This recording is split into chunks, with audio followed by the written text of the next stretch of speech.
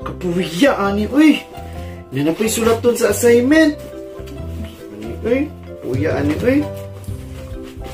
Hala! Nawala akong bulpin!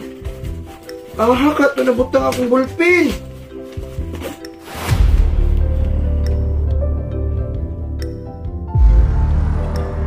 Kuhaan na yun! Para makasuko na rin ka og sulat. Imuha din ang bulpin! Pananghit sa tag-iya, Jun! Ay, sus! Anong need pamanggid mananghit? Kuhaan na diritso! Pagkat-on pud og respetar sa imong classmate, ang dili pagkuha sa dili iyaha, respeto na, pagkat-on na Jun!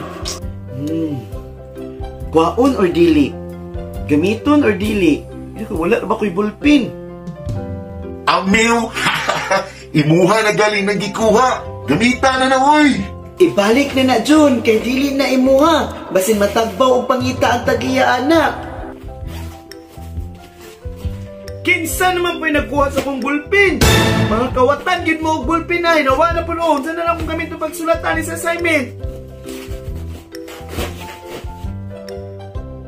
Hala! Kana! Nag-away na ni sila ron! I love it!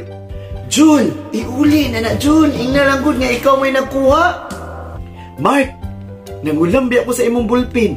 Gikuha na ako dito sa imong hambag. Hala Jun!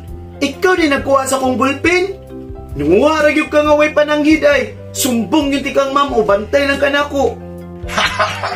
Same ra na Jun! +1 nga po ka sa imperno. Kaya nanguha ka gamit, wala ka na nanghid. Pero at least, honest, di ba? Pariha na 50-50 rata. Tayo na punta. Honest, pero dishonest. 50% honest, 50% dishonest. O diba? Tie! It's a tie! Hahay! Wala na gid ni na mao.